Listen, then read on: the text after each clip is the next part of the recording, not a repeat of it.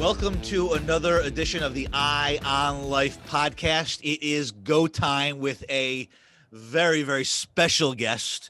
As many of you know, it's Women's History Month. And so we're welcoming to the show this week, Barbara Lang, who, it's full transparency, Barbara. We are going to tell your story today, but I need to be transparent with the audience that we do go way, way back. About 20 years, Barbara and I have worked together. We've partnered together. We've become friends, and it is truly an honor. We'd have you on the show even if it wasn't Women's History Month, but it's just appropriate to have you. So, Barbara Lang, who is the managing principal and CEO of Lang Strategies, they do a lot of leadership development work, coaching, culture change within organizations, and former president and CEO of the Washington, D.C. Chamber of Commerce. And Barbara, welcome to the Eye on Life podcast. Brian, thank you. Delighted to be here with you. So it's fun. So also full disclosure, Barbara and I also host a podcast for Barbara called Barbara's Banter, which can also be found on LinkedIn as well as along with langstrategies.com. It's a great, and the good thing about that one, Barbara, is it's more of you talking and less of me.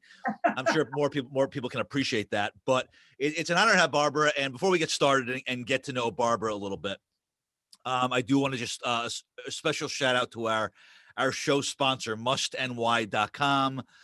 COVID masks. They do a great job. They're based out in Buffalo, New York.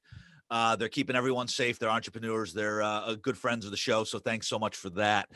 Also, some new listeners that have downloaded this past week from Austria. This goes to our whole international flavor, Barbara. Very good. Austria, we're thrilled to have someone from Austria. I don't know who it is, but thank you for listening. And several downloads this week from Richmond, Virginia, which is a new U.S. city that we've tapped into. So thanks for the listeners in Richmond.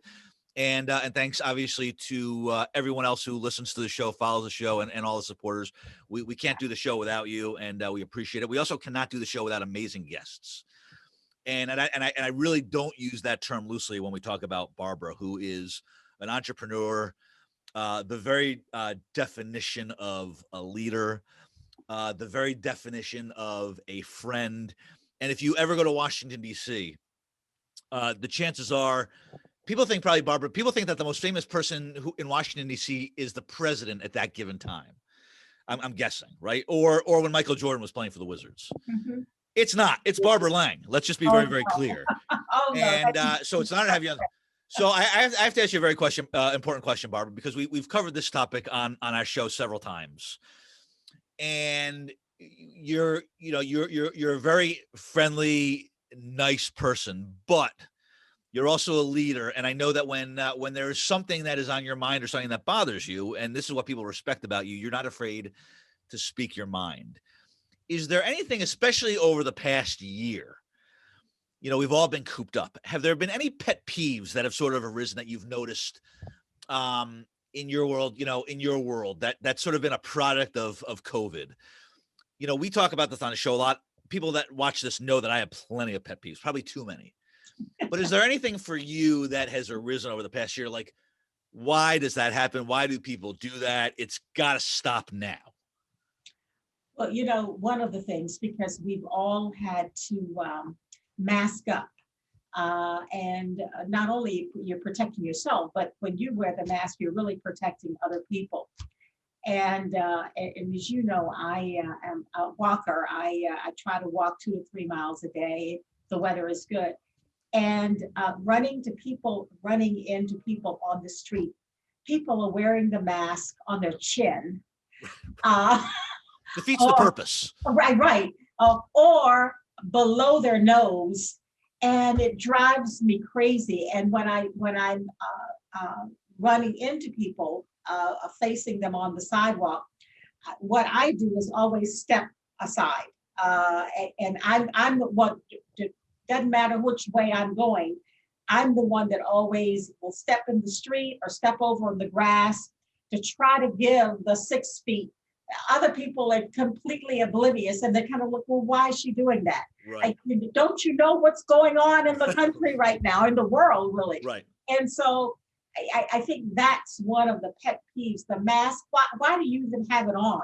If you're going to wear it on your chin or wear it below your nose. The whole idea is to keep the germs from going to other people. So that's probably my pet peeve as it relates to COVID and the pandemic. That's a good one. And honestly, when people do that, it's really just, they're basically saying, I'm just going through the motions. You told me to wear it. I'm wearing it. It's more just symbolic. It's not actually having any effect. Exactly. And I'm wondering if anybody from the people that you're talking about, because, you're in Washington, D.C., which is, everyone from all over the country is in D.C. at some point or another. They're probably from Texas, I'm guessing, because Texas has just decided to throw that all out altogether. Iowa, wasn't in Iowa where they were burning the mask, had the children. And I'm saying, what a horrible example people are setting for their children, burning masks. Well, it's like when people used to burn books. Remember, people used to burn books, yes. And it's almost the same thing now. That's like the modern day. The modern day book burning is now burning masks. I heard the term for the first time the other day. Self-suffocation. People wearing the mask, they call that, I'm not going to be self-suffocated. I don't know if they meant that literally or figuratively. I think maybe both. But, Barbara, and again, being a leader in Washington, D.C., people, they feel like their rights are being infringed upon. Yeah. And I've always been kind of the mindset that, yes, obviously we need to have our rights in society. But if you tell me, right, that for 6 months I have to wear, there's a law that I have to wear the mask. Mm-hmm. And this is not just about masks. This could be anything in life. If you tell me for 6 months I have to by law, and then COVID will go away, then infringe on my rights, please, because it's for the greater good of humans. So I don't understand that mentality. I don't either. And I equate it to, there's a seatbelt law. And the whole idea is you wear seatbelts, it keeps you from getting killed. And how is that not infringing on your rights? And so it's just hard to understand people that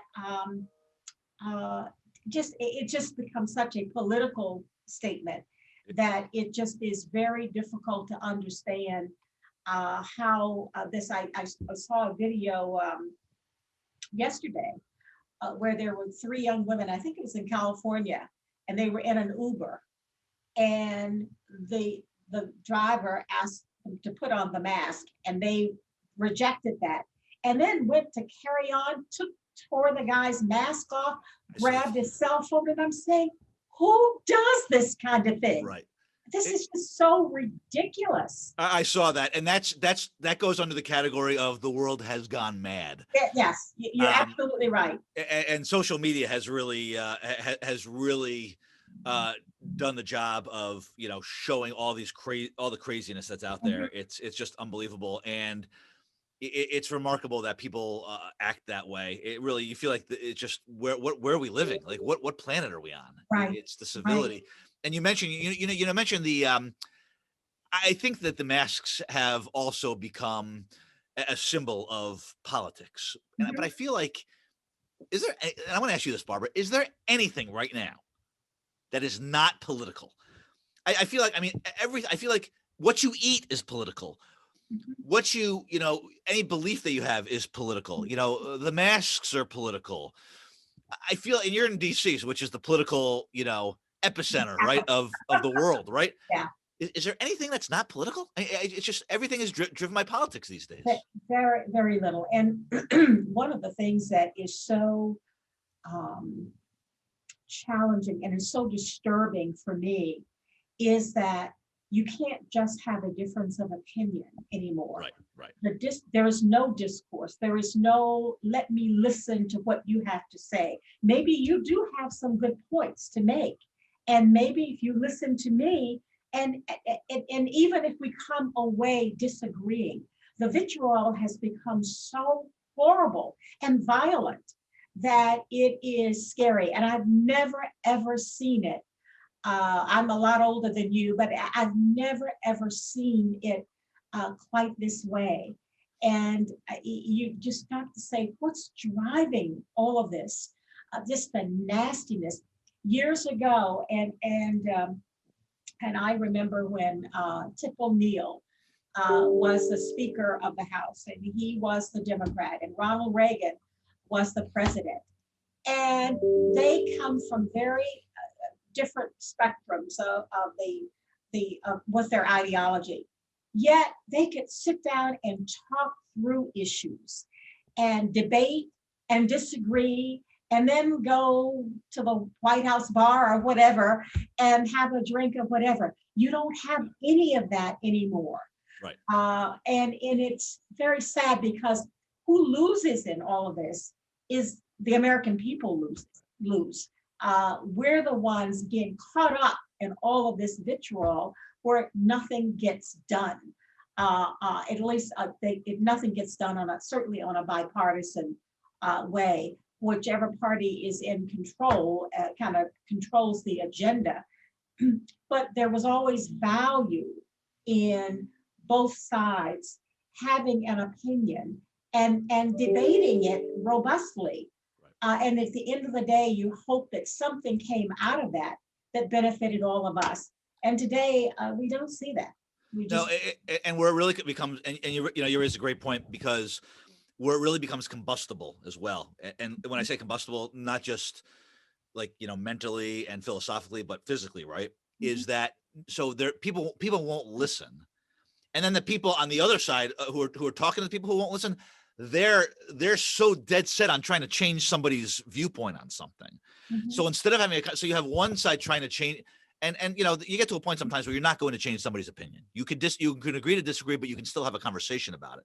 But you can't these days. Is right. January 6th. I mean, that's all of that fed into what we saw on January 6th here in Washington.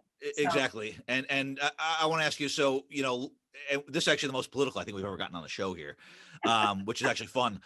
Maybe we'll start going. Maybe we'll start a political show now. But I do want to ask you a couple questions because, living in DC and, I was down there for a while, and I sort of feel like when you're in DC, when you live in DC, and we used to say this, right? Anything that happens in DC, a fender bender in DC is a national story, exaggerating a little bit there, right? But everything that happens in DC is a little bit bigger. And so I guess my question to you now is and I know people aren't out as much now, so it's maybe a little bit different, but what is life like in living in our nation's capital? As far as like, when you go outside, do you feel something I know you haven't been downtown in a while, but when you're in the district, do you feel a difference that maybe a few years ago you didn't feel, or, what's the environment? Well, I've lived here for over 30 years now. I moved here from Atlanta 33 years or so ago. And there's always a very different vibe in Washington. What is everybody else's national news is really our local news. It is nothing to go in a restaurant before the pandemic and have a member of the Senate or a member of the president's cabinet, regardless of which party is in office there. I years ago, and I guess it was Reagan's White House, I lived down the street from a movie theater.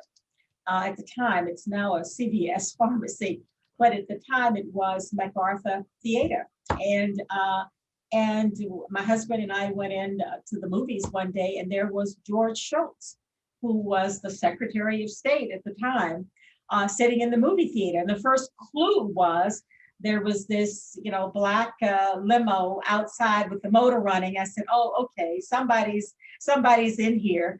And that's the other thing. You walk around and you see people with things in their ears, and a car running outside, an SUV now running outside. You know that there is somebody with a Secret Service detail that is nearby. And so I think that's the difference that we see in Washington that other people don't get to see. It's nothing running into a congressman or senator or a member of the president's cabinet. Now, all of them have far more security around them as they have to have than they had 30 years ago when I moved here. So that's the kind of vibe that you see. Politics is business here. It is big business in the nation's capital. And other people are outside the beltway, as they say. don't get as caught up into it as we do in Washington. You know, I'm a news junkie, so CNN or MSNBC are on, and all my TVs are all day long because I don't want to miss anything. And I always tell people, I said, well, I don't know whether I need to get on the highway and start heading to Canada or something if something is going on here. But it is different here than in living other places. Absolutely. The politics today have made things far more intense, and they have been intense for probably for the last 4 years or so. But it just a different vibe. But by living here, this is politics is what we do in Washington, and I enjoy it. I don't like the vitriol, though. I'm a political junkie, but I don't like what has been going on for the last few years. And it's interesting the way you kind of describe it. It's almost it's like the political equivalent of like Hollywood, right? You live in LA, you're going out, you're seeing stars. Here, you're seeing government officials. Right. It's the same thing. And living down in DC, it was always great living and working in DC because you'd be walking to work, and I feel like almost every day there's a protest in a park or something like that, course. or always, or somebody shutting down a street for some political reason. I always find that fascinating, and I was like, that's the center of it all. Well, the other day I was on a Zoom call, and I'm looking out of the window, and I hear all the sirens going by, and it was not just the normal, because I live in the city, so it wasn't just the normal ambulance or police car. And I looked out, and it was the vice president going by. You know, with the ambulance, the whole detail, everything going by.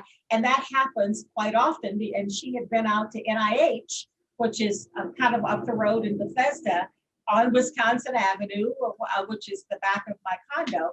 And so that just is the way of life in Washington, to see all that kind of Secret Service detail. And, it's what we live with. I have to say this, and I remember when I was living in DC, I thought this, and I'm digressing a little bit here.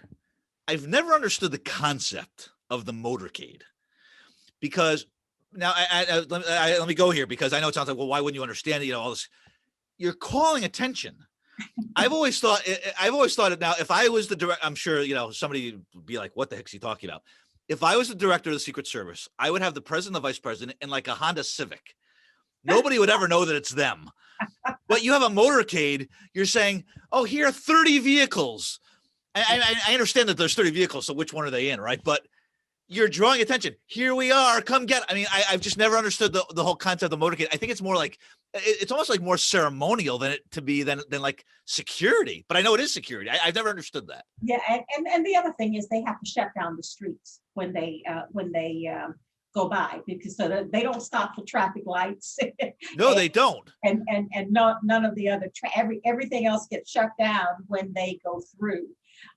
So that's the other thing that calls attention.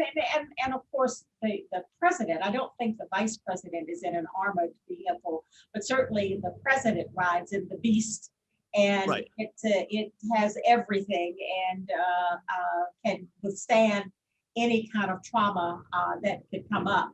So he couldn't ride in your Honda Civic. I understand the Honda Civic is not as secure, but if you saw a Honda Civic, right, and obviously, if you saw Joe Biden in the Honda Civic, that might be a little weird. But let duck or maybe lie down or something. I just feel like that would be a better security than say 30 vehicles with 28 of them just blaring their sirens. Absolutely. And closing down the street. Gee, here we are. Come get us. I don't know. That's just. I hope the Secret Service doesn't investigate me for making that remark. But it just, anyway, I've always wondered about that. I love the motorcades. I think they're like the coolest thing. But if you're trying to not draw attention, right. I always thought that the motorcade might not be the best idea, but clearly there's a reason for it. The security experts know better than I do, obviously.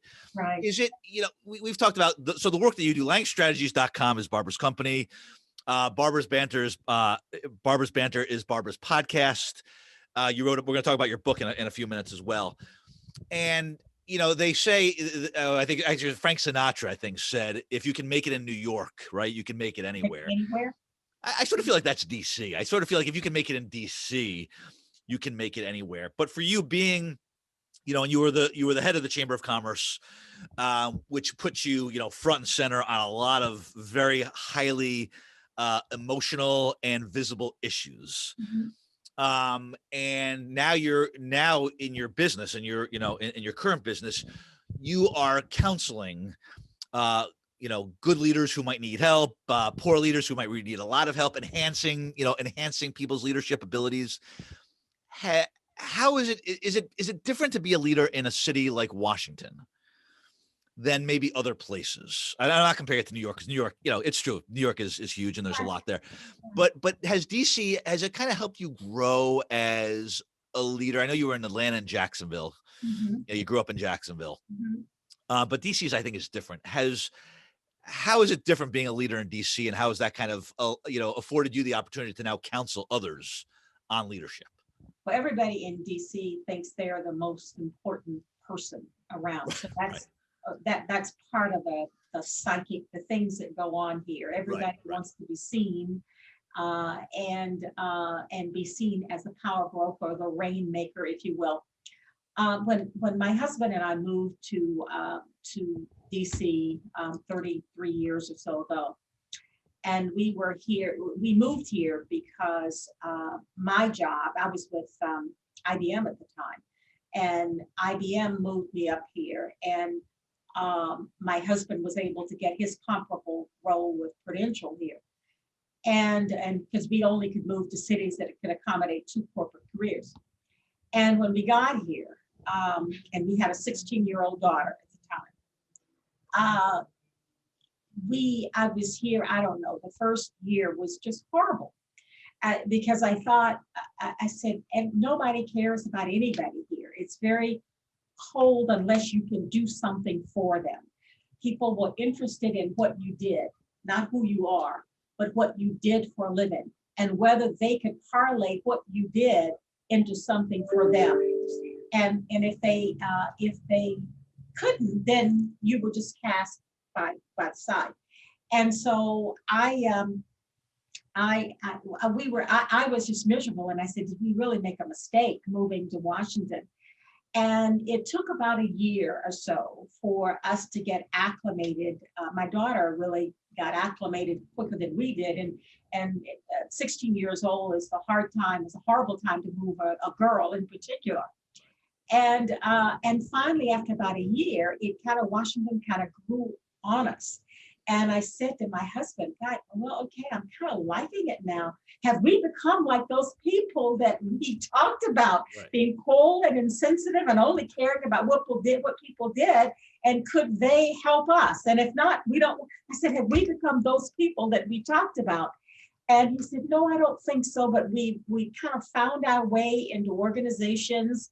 I had taken a different job by that time with IBM, that put me into doing a lot of representing them, IBM in the community. I wrote the checks for for community organizations from IBM. So of course I was pretty popular because people were coming to ask IBM for money, and that helped us get and meet a lot of people that I would not have normally had the opportunity to meet. It's a tough city to get into, unless you're coming into the government and you're going to be in a government role.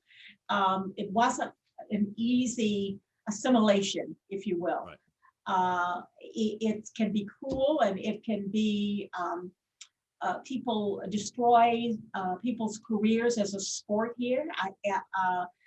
The media, we're not quite like the British tabloids, but the media can be brutal on people here. It's knowing that background now. Did you ever think that you would be leading an organization in the Washington, D.C. Chamber of Commerce that puts you front and center in front of all of that media, the personalities, the people trying to take you down, the people that can do something for you, want you to do something for them? You're now literally in this blizzard of everything that you just mentioned. Did you ever think that you would have been in a role like that when you first started your time in DC? I did not. I was with IBM. I thought I would die in IBM, that they would take me out on a stretcher, and never thought that I would have left IBM when I did. and went to become an officer in Fannie Mae. And so it opened up, coming here opened up a lot of opportunities, but it also opens up, particularly when I went to the DC Chamber of Commerce, it opens you up for a lot of criticism because you're in the media spotlight. I was representing 2,000 member businesses.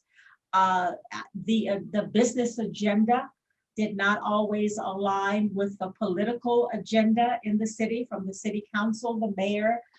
It did not always align with the nonprofit agenda, which in nonprofits in Washington are a really big deal because many of the big ones are headquartered in Washington, but you have a lot of smaller ones too that are very concerned about business interests and quite frankly feel that business is here to support the nonprofit arena. And so how can we heavily tax you? How, and so part of my role was to try to figure out how I could help them see that we can all play in this sandbox together.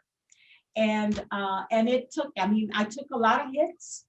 I had somebody picketing outside my home from the union because business is always seen as opposed to unions.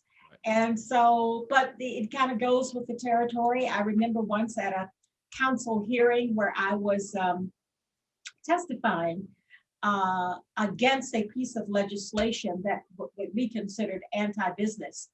And as I was standing out in the hall waiting to go in, all of a sudden, I am like surrounded. I am in the middle, and I am surrounded by this group, mostly men, who were not in support of what I was going to say. They knew the position that the chamber was going to take, and they were trying to threaten, in a way, threaten me a little bit, but try to make sure that I knew that they were there and they were not going to be supported.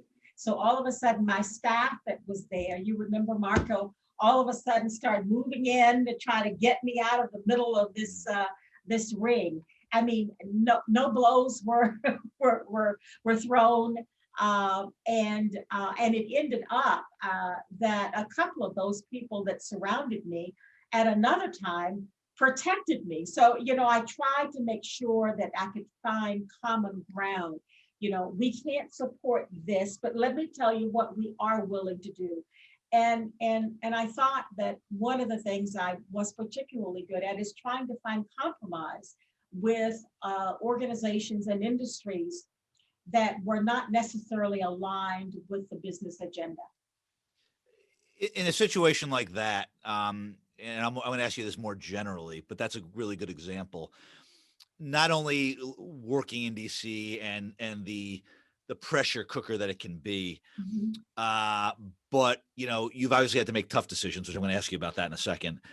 Do you find have you found that being a woman, being a female in that business environment has created even more challenges than it might have created for a male counterpart? And how so, if that's the case? Sure, absolutely.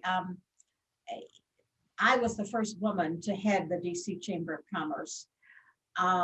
And there were not a ton of women around the country that led chambers of commerce. There were a handful at best at the time that I started. In Washington, there were a few female leaders in the corporate arena, but again, most of the folks that I had to deal with were men. On the city council, there were one or two women, but most of them were men. In the mayor's office, the mayor was a guy. So everybody I had to deal with were of another gender. And so what happens is they often discount you. They discount you because I was female and a person of color. And I didn't feel that quite as much in Washington as I felt in other places. But because Washington is a pretty liberal city and at that time had a high minority population.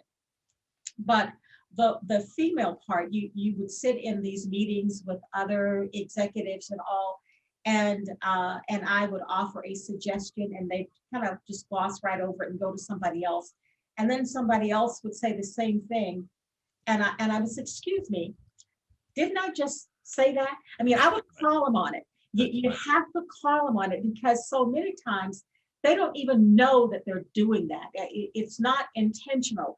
But if you don't call it to their attention, then they'll go on doing the same thing. And so it took a while for people to get that. And but as you said earlier, I didn't bite my tongue. If I felt something was not right, I let people know that, and I would do it very respectfully. I never showed out and screamed and hollered. That's just not my style. But they knew when things weren't the way I thought that they ought to be. So one of, I know, yeah, that's really interesting. And one of the things that we've asked you before about leadership, and this is obviously what you do now. Yes. This is what you do on a daily basis. And you're listening to the Eye on Life podcast. We're talking with Barbara Lang, a business leader down in Washington, D.C., who has been a tremendous friend and partner. And I should use the word mentor too. So Barbara, we've talked about, and I know you said this before, that a good leader is someone who oftentimes has to make the challenging and hard decisions, sometimes even the unpopular decisions, based on what they feel is the right decision. And I know you were put in this situation many times as head of the Chamber of Commerce.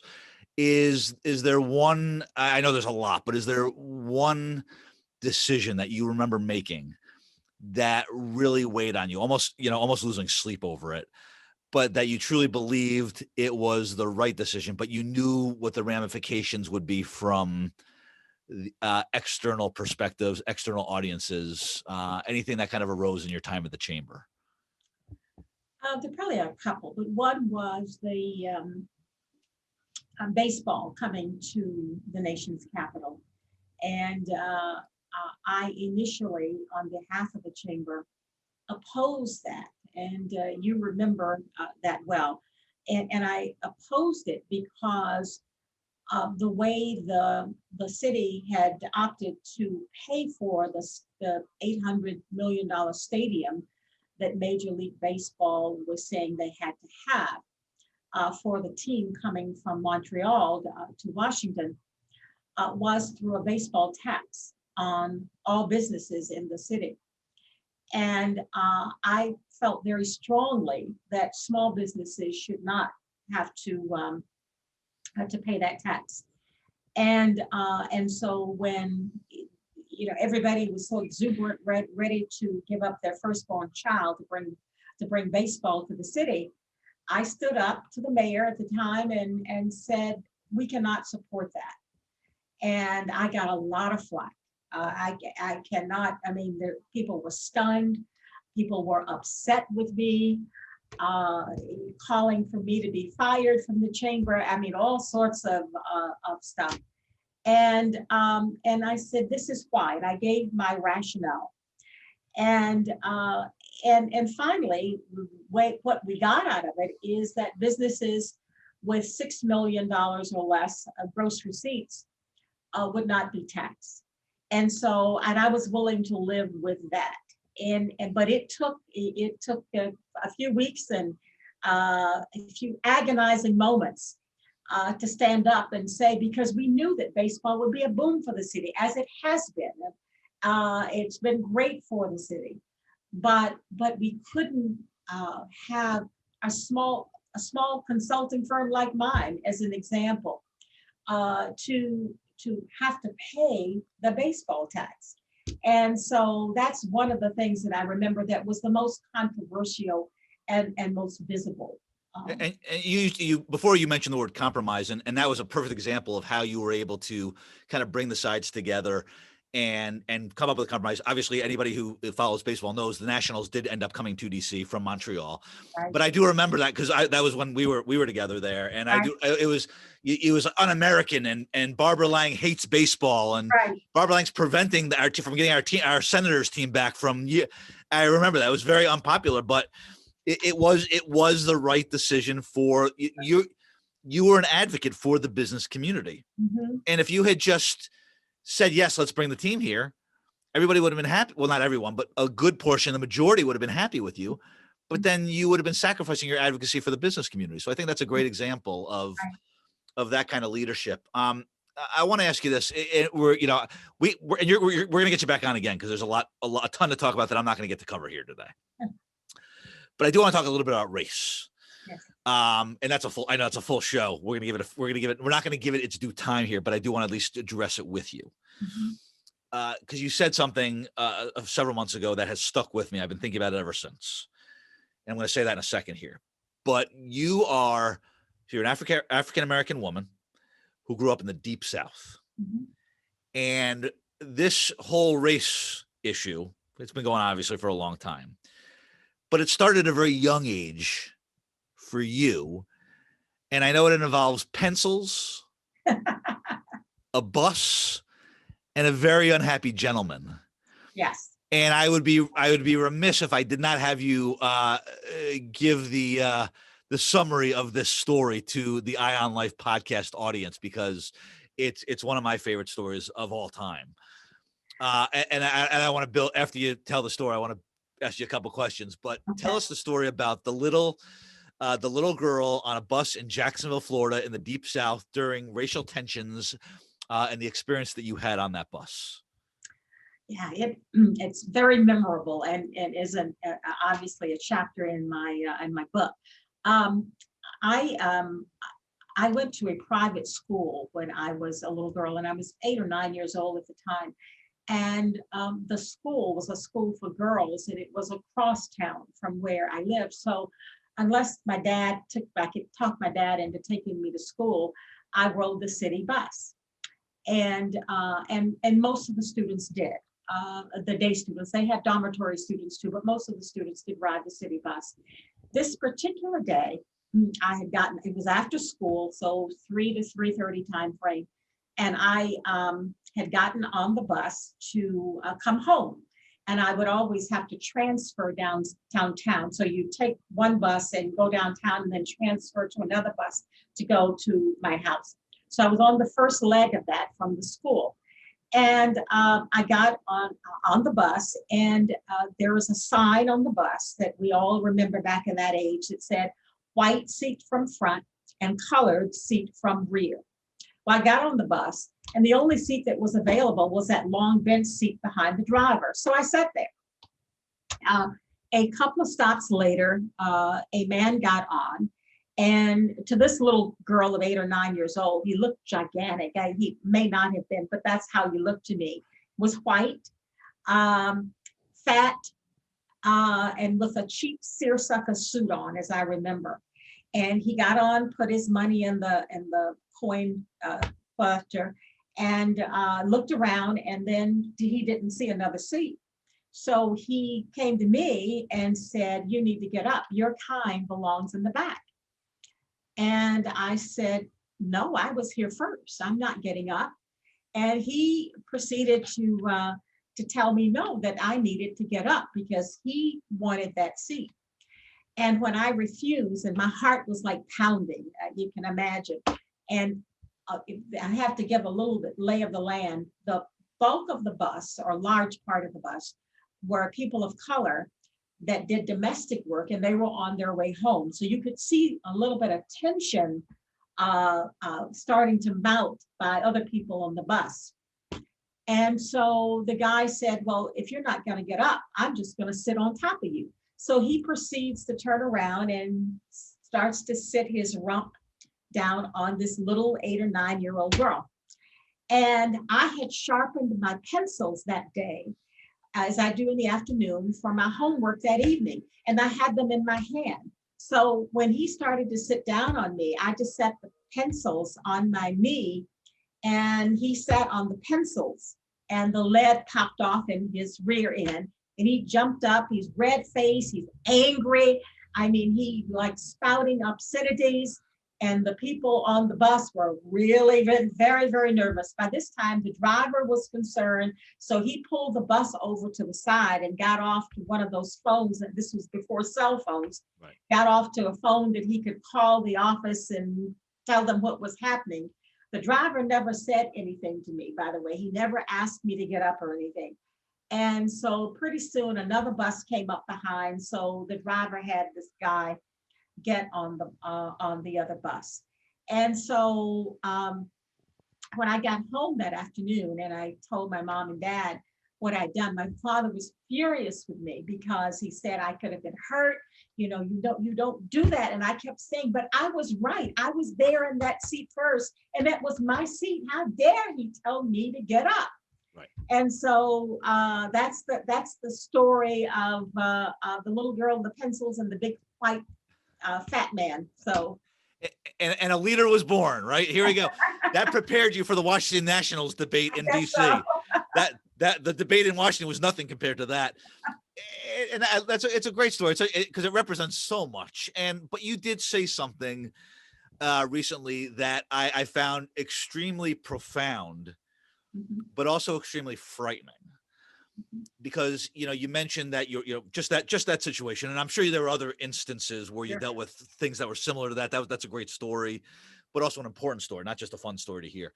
But the signs that were about coloreds in the back and that kind of thing, right?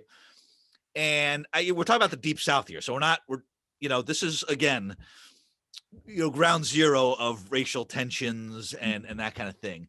But recently, you said that everything that you've experienced in your life, including being not only a Black woman in DC, a little girl right in the Deep South growing up, that what you've seen today, modern day times, 2020, 2021, is not just significantly worse than what you saw back then.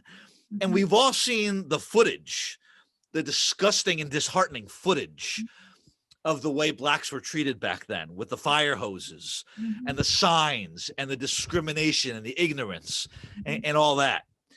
And you're saying that what you're seeing now is worse. So I want to give you a chance to build on that a little bit, because I found that absolutely horrifying, but also interesting that you said that. So can you talk a little bit about that? Yeah, I think I said it in the context of that I was more afraid this past year or two than I was back then as a little girl. And I guess the vitriol has become so violent, and certainly the media has a lot to do with it, because we're seeing it over and over. It's the 24-hour news cycle, so we see so much of it. But if you go back a year ago to the knee on the neck of George Floyd, and there were lots of other instances that went around that, the Breonna Taylor shooting, the Ahmaud Arbery incidents where he was just jogging through a white neighborhood. You just see all of those things, and then you see our politicians that egg a lot of that on. And so you end up with this violence that that is scary. And I remember when we were leading up to January 6th, and my daughter lives about 45 minutes from me out in Maryland. And she said, well, do you want to come out here? Because they were forecasting all these people coming to Washington. And she said, you need to come out here and be with us. And I said, no, I'm fine. I mean, I live in Upper Northwest, so they're going to be downtown. Had no idea it was going to be as bad as it was. But that when you get into this mob mentality, and that's what we see, and people get all revved up, and I'm sure there are probably people that went there that day that didn't have, breaking down the Capitol and killing somebody, killing the vice president, because that's what they were chanting that they wanted to do, but they get caught up. And I did not see that kind of thing happening when I was a little girl. There were instances clearly, and certainly the things that happened in Mississippi and Alabama, uh, the Edmund Pettus Bridge, and all the things that John Lewis and Martin Luther King fought for back then. But what I'm seeing today is the rhetoric is so vicious that it is scary. And there were times around the January 6th that I wondered whether I should go out and do my walk down Wisconsin Avenue, because as a Black woman, am I a target for some of these people? Because when they did some violence, not on the 6th of January, but when they did earlier, like in November, December, there was the white supremacists had a kind of a rally here for the president. They did come up this way. And so therefore all the stores were all boarded up. And so it's a little scary that you're living right in the middle of this. And I think I told you, one of the things I even considered whether I ought to pack up and move to another country. And you say, who does this? They're going to run me out of the country I was born in. But that's how I was feeling. And it was just very disturbing. And I will say, one of the things that I think that today, I think one of the biggest problems that we have is this whole matters of race. And we have not dealt with it in a way that you can come to some conclusion and some pathway forward. I think what has happened is that with the advent of cell phone cameras, a lot of things that have gone on that I've known about forever, that have gone on, white America is now seeing so much of that, and not did not either suppressed it, didn't want to know before, but now it's right there. And I'm just not sure of the way forward, how we deal with this. Well, that was going to actually. Well, I will refrain from asking you the next question, because I was going to say, where do we go from here? You know, once you know, and I'm not saying that we have hit rock bottom. It depends on who you talk to, I guess, whether we've hit rock bottom or not. But I guess when you do hit rock bottom, there's nowhere else to go but up. But I don't know. But I do know that is something that's important to you. That it's something that you will continue as a leader, and as somebody who, we've talked about diversity and inclusion in the workplace as well, because this is pervasive everywhere. This is not just on January 6th. This is not just in the South. This is on Main Street, right? This is in the boardroom. I'm not saying everywhere, but it's in the palace in Kensington. If you look at the interview that Oprah did just a few days ago on what's going on in the UK. And of course, so much of what happens in the UK, I mean, part of the monarchy was built on the colonialism and the slave trade and all of that. And so people should not have been surprised about, I think the surprise was that both Meghan and Harry would say it out loud. Well, right. And I think that was the surprise, but not surprised that the racism that they talked about was so prevalent inside the palace. Yeah, because the comment about the I don't want to say concern. I don't know if it was the word was concern, so I want to be very careful. But it was addressed about the color of the baby's skin, right? Because I think because Meghan Markle, I think her family, it was a mixed marriage, if I recall correctly. So there was some, again, I don't know if the word was concern or if it was addressed, but either way, the fact that it was even brought up in any context shows that there is probably a little bit of an issue there, maybe a little concern. Yeah. You talked about the fact that you are a media junkie, and I actually want to have you back on to do a full show on that. I don't want to anything that I would ask you about media right now. We would not be able to do it justice because we're going to wrap up here. So I'm going to have you back on, if that's okay, to talk about media and the impact that media has on race and politics and leadership as well. So we'll do that at a later date for sure. I do want to give you a chance though, to just briefly talk about your book, which is getting ready to launch, and very proud of you for that, by the way. I know it has been literally it has literally been I don't say literally blood, sweat, and tears for you, and also a labor of love. First, I just want to say, what I'm always impressed with. To me, when somebody writes a book, that's in life, that's one of the biggest accomplishments. I would love to do it at some point. I don't know if I ever will, but it's a huge accomplishment, right? What inspired you to write a book? And then if you just tell people a little bit about it, where they can find it, because I think people would love to read it and gain a lot of insight from it. Sure. Thank you for that. The title of the book is Madam President. And when I was Googling the other day, I see there are a lot of other books that are named Madam President as well. So you have to be sure to put the author's name when you're doing the search, Barbara Lang. And it's there's 13 chapters. It's not a big book at all. It's a very easy read. And I start out with the little girl and the pencils and the man on the bus. That's the first chapter. But these are all lessons in leadership at various stages of my life, and mostly in my business life. And I tell the story in each chapter of something that happened and how I dealt with it, good, bad, or ugly. And at the end of each chapter, I said, okay, so what is the lesson learned here? What should you take away? What did I do right and what did I not do right? And the last chapter was the hardest for me to write. And that's why this took me a while to get through it. And with the pandemic, it gave me space and time to work on it last year. And the last chapter is Losing Gerald. And Gerald was my husband of 54 years. And he passed away, will be 4 years next week. And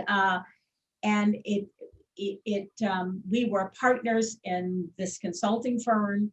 We were married for so long. He was my confidant and my biggest cheerleader all along the way. And so many times in marriages where the woman gets a lot of the spotlight, men feel threatened by that. And he was never, and he was always out promoting me. I used to call him the largest producing unpaid salesman for the chamber, because he brought in far more memberships than the people I was paying to do that. But it talks about our partnership and how we work together, but also when the first diagnosis of his cancer came about and how we dealt with that, how he dealt with that. And until the very end. And so that was the hardest chapter, but very cathartic for me, but the hardest chapter for me to write, because it showed the partnership that we had and how a marriage can work as a not only just a strong marriage, but a strong partnership in life.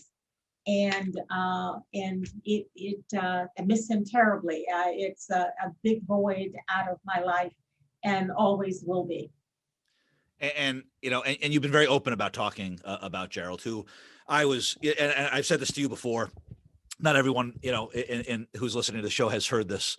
But Gerald was one of those guys too, where once you could meet him first off, a true gentleman, number one. But was one of those guys where you met, within a minute or two, and you walked away, you're like, did I just become a better person because I was talking to that gentleman for like 2 minutes? Literally one of those guys. Read the book and read that chapter, Barbara, is unbelievable. You can feel the emotion, you can feel the heart, literally the heartbeat. So when you read that book, it's a true tribute and a true phenomenal ending to the book conclusion.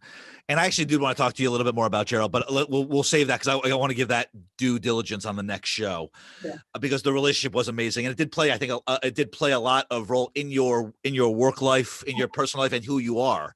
Absolutely. Which is huge. Promoted me, pushed me, and that I owe a great deal of what I became, the leader I became, to him. And always will be forever grateful for that. And I'm sure he's reading that book probably multiple times a day. And where can people find the book, Barbara? I know it's going to be on Amazon, correct? Amazon.com. They can go to Amazon and just put in the search, go to books, and then put in the search for Madam President Barbara Lang.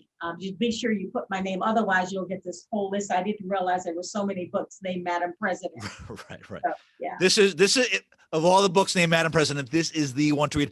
I want to say, and I was fortunate enough to get you sent me the manuscript, and so I was able to read it. And I've not read. I'll be honest, I'm embarrassed, especially during the pandemic. I have a list of books that I've wanted to read, and just things have been crazy with business and everything. But if you are going to read one book, read this one. You will learn a lot. You will feel a lot. And I'm not just saying that because we've done work on the book together. It really is an amazing book from an objective standpoint. Read it, Amazon.com, Madam President Barbara Lang. That's Lang. And just real quick also, if you want to learn more about Barbara, langstrategies.com is the website. Check it out. If you or someone who could use some coaching or some guidance along leadership or for organizational development, Barbara is the person to go to. And not only that, but even if you're hesitant to do anything face-to-face right now, or you don't have a huge amount of resources to invest, there is something called the Lang Leader Class, which is an online series of leadership curriculum courses that will also give you some insight. And it's not everything that Barbara talks about, but it's certainly enough to give you some good thoughts and some good guidance. So all of that can be found at langstrategies.com. Barbara, it really is an honor. Also check out Barbara's banter, because again, Barbara leads the show on that one. I'm just the sidekick, but you do a great job. But Barbara, I want to thank you for your partnership, your friendship, and the continued work that we do together. Great to have you on the show. We will have, because I really do want to talk about media. There's a lot to that. Yeah. Sure. And once the book is out there and read, I want to start to talk about people and their reactions to the book, because I'm sure there will be a lot of reactions. So thank you for joining us on Eye on Life podcast. I want to just make sure, again, special thanks to Chris Bossert, Monica Perez Bossert for their sponsorship of the show. mustny.com. I guarantee if people order those masks, they will wear them over their nose. I don't know what it is. There's just an inspiration to put them over your nose, I guess. I don't know. That's the pet peeve. But in the meantime, keep an eye on Barbara. Keep an eye on leadership. And as always, until next time, keep an eye on life.